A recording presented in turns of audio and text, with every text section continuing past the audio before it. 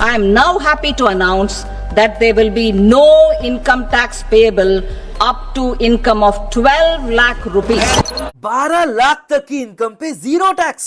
इस बात में कितनी सच्चाई है वो तो आपको इस वीडियो में ही पता चलेगा, तो पूरी वीडियो को एंड तक ध्यान से सुनना। एंड आई गारंटी कि अगर आपने इस वीडियो को एंड तक देख लिया ना, तो आपकी जितनी भी डाउट्स या फिर कंफ्यूजन होगी ना, वो सब यूं दूर हो जाएगी। तो पूरी वीडियो को ध्यान से सुनना। बजट 2025 में जो नई रिवाइज्ड स्लैब रेट्स इंट्रोड्यूस की गई है वो कुछ इस तरीके से। Up to 4 lakh nil rate, 4 lakh से 8 लाख 5%, 8 लाख से 12 लाख 10%, 12 लाख से 16 लाख 15%, 16 लाख से 20 लाख 20%, 20 लाख से 24 लाख 25% और अबव 24 लाख 30%। और जो ये रिवाइज स्लैब रेट्स है ना, ये फाइनेंशियल ईयर 25-26 से एप्लीकेबल होंगे, यानी कि 1 अप्रैल 25 ऑनवर्ड्स एप्लीकेबल होगा। इस वीडियो में ना अपने 3 एग्जांपल्स देखेंगे, जिसके मदद से अपने ये समझेंगे कि एग्जैक्टली ये काम कैसे करने वाला है। सबसे पहले एग्जांपल को देखते हैं। अगर आपकी नॉर्मल इनकम 12,75,000 की होती है, तो अज्यूमिंग कि ये सैलरी इनकम है, तो आपको स्टैंडर्ड डिडक्शन मिल जाएगा 75,000 का, जो कि अगेन इस बजट में इंक्रीज किया गया। तो आपकी नेट टैक्सेबल इनकम निकल कर आएगी 12 लाख की। यहां तक क्लियर है? आगे बढ़ते। अब हमें इस 12 लाख के इनकम पे टैक्स कंप्यूट करना है। तो इस स्लैब रेट्स के हिसाब से अगर अपने 12 लाख के नेट टैक्सेबल इनकम पे टैक्स लायबिलिटी निकालते हैं, तो आप देखोगे कि first up to 4 lakh tax liability nil निकल कर आएगी। फिर 4 लाख से 8 लाख, क्योंकि टैक्स रेट 5% का है, तो यहां टैक्स लायबिलिटी 20,000 की होगी। फिर 8 लाख से 12 लाख, क्योंकि टैक्स रेट 10% का है, तो यहां आपकी टैक्स लायबिलिटी 40,000 की होगी। यानी कि 12 लाख में आपकी कुल टैक्स लायबिलिटी निकल कर आएगी 60,000 की।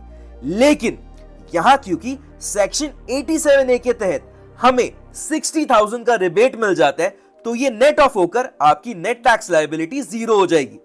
ये बेनिफिट आपको तभी मिलेगा जब आपकी net taxable income up to 12 lakh होगी। और इस एग्जांपल में हमने देखा कि हमारी net taxable income exactly 12 lakh की थी, जो कि अप टू 12 लाख है, और इसीलिए हमें यहाँ 60,000 तक का रिबेट मिला। और क्योंकि हमारी ग्रॉस टैक्स लायबिलिटी भी 60,000 की थी, और रिबेट को लेस करने के बाद नेट टैक्स लायबिलिटी हो जाता है 0। फर्स्ट एग्जांपल समझ में आया? होपफुली सबको समझ में आ गया होगा। अब चलो नेक्स्ट एग्जांपल की ओर चलते हैं। एग्जांपल 1 को ही अपने कंटिन्यू करते हैं। तो इस केस में यहां मैंने थोड़ा सा ट्विक किया।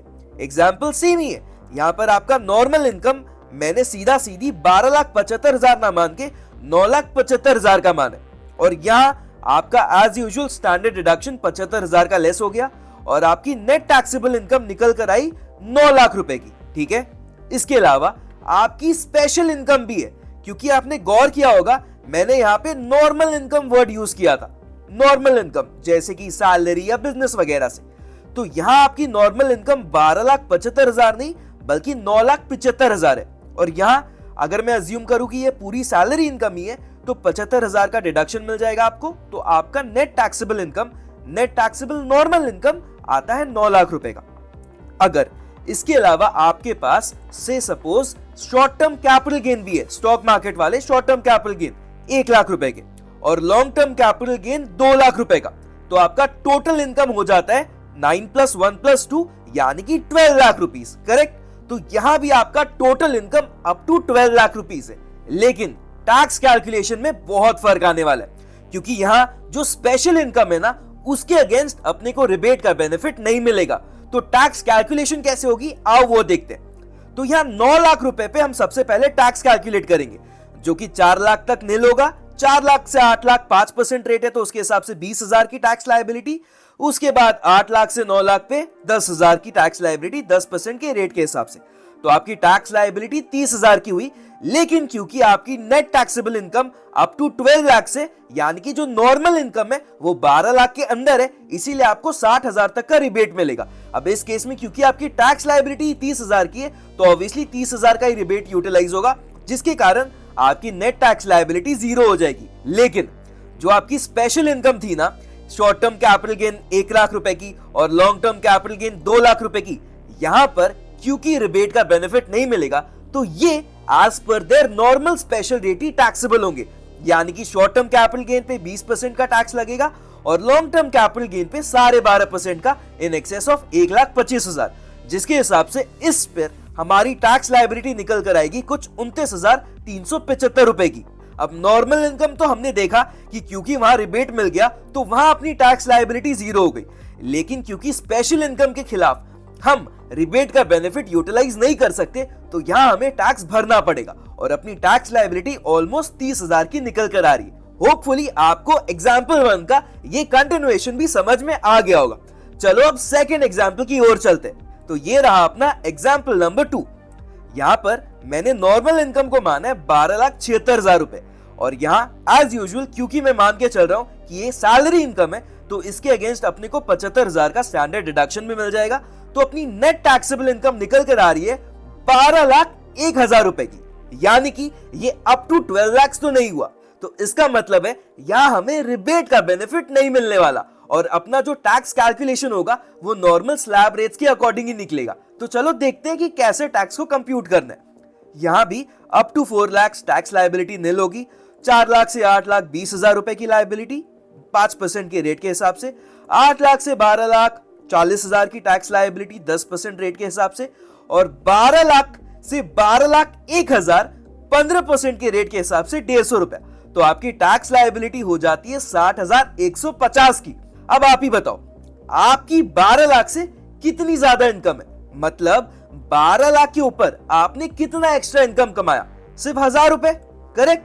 लेकिन 12 लाख के ऊपर कमाने की वजह से आपको कितना टैक्स देना पड़ रहा है? 60,150 का।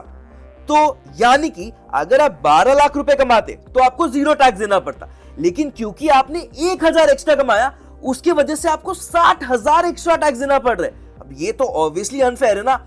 यहां पर आप ये बोल सकते हो कि यार अगर लेना ही है टैक्स तो जितना एडिशनल इनकम है उतना ले लो, बट उससे ज्यादा कैसे टैक्स ले सकते हो क्योंकि इनकम ही उतना नहीं बढ़ रहा जितना आप टैक्स ले रहे हो, करेक्ट। इसीलिए यहां मार्जिनल रिलीफ का कंसेप्ट एप्लीकेबल होता है, जो कि ये बोलता है कि आपकी जितनी भी एडिशनल इनकम है ना 12 लाख के ऊपर, आपकी टैक्स लायबिलिटी उससे ज्यादा नहीं हो सकती। तो इस केस में आपकी इनकम कितनी ज्यादा है 12 लाख से? सिर्फ 1,000 रुपए की, और आपकी टैक्स लायबिलिटी कितने निकल कर आ रही थी? 60,150 की।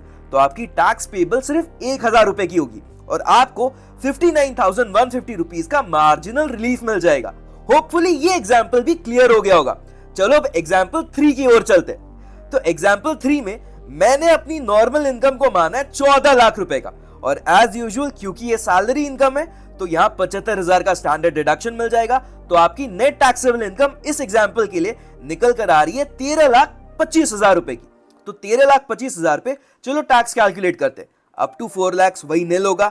4 लाख से 8,20,000 रुपए, 8 लाख से 12,40,000 रुपए और 12 लाख से 13,25,000 तक 18,750 रुपए। तो आपकी टैक्स लायबिलिटी इस केस में निकल कर आ रही है 78,750 रुपीज की। अब आपके मन में क्वेश्चन आ सकते हैं कि क्या यहां भी मार्जिनल रिलीफ का कंसेप्ट एप्लीकेबल होगा, जो कि अभी हमने एग्जांपल 2 में देखा था। तो चलो चेक कर लेते हैं। तो यहां आपकी income in excess of 12 lakh rupees निकल कर आ रही है 1,25,000 रुपए, क्योंकि आपकी नेट टैक्सेबल इनकम 13,25,000 की थी। तो 12 लाख से कितनी ज्यादा हुई? 1,25,000 की। तो यहां आपकी income in excess of 12 lakh 1,25,000 की। और अभी हमने देखा टैक्स लायबिलिटी कितने का है? 78,750 रुपीज का। तो यहां आपकी इनकम ज्यादा इंक्रीज हो रही है और उसके कंपैरिजन में टैक्स लायबिलिटी कम है। तो यहां ऑब्वियसली मार्जिनल रिलीफ का कंसेप्ट एप्लीकेबल ही नहीं होगा और यहां आपको टैक्स पेबल उतना ही देना पड़ेगा जितना अभी हमने कैलकुलेट करा है। होपफुली ये एग्जांपल भी आपको क्लियर हो गया होगा। लेकिन आपके मन में और एक डाउट आ सकता है कि क्या हर बार चेक करना पड़ेगा कि कब मार्जिनल रिलीफ का कंसेप्ट एप्लीकेबल होगा और कब नहीं? देखो मैं आप सबके लिए एक शॉर्टकट बता देता हूं। अगर आपकी net taxable income up to 12,70,588 rupees की आती है ना, तो इन केसेस में मार्जिनल रिलीफ का कंसेप्ट एप्लीकेबल होगा, क्योंकि यहां आपकी जो भी एडिशनल इनकम होगी ना, जो भी आपकी इंक्रीमेंटल इनकम होगी ओवर 12 लाख रुपीस, वो हमेशा आपके टैक्स लायबिलिटी से कम ही होगी, जिसके कारण आपका जो टैक्स लायबिलिटी होगा ना, वो आपका इंक्रीमेंटल इनकम ही हो जाएगा, जैसा कि हमने एग्जांपल 2 में अभी अभी देखा। फिर भी अगर कोई डाउट या कंफ्यूजन हो इस वीडियो के रिलेटेड तो आप बिंदास कमेंट सेक्शन में पूछ लेना। वीडियो अच्छा लगा तो लाइक किए बिना मत जाना, और अगर अभी तक चैनल को सब्सक्राइब नहीं करा है तो प्लीज सब्सक्राइब कर लेना, क्योंकि एक हफ्ते में नई इनकम टैक्स बिल आने वाली है और उसके रिगार्डिंग जितनी भी इंपॉर्टेंट अपडेट्स होगी मैं इस चैनल में डालता रहूंगा, जिससे आपकी भी नॉलेज बढ़े और आपको भी नई नई टैक्स सेविंग हैक्स का पता चलता रहे। चलो मिलता हूं अगली वीडियो में।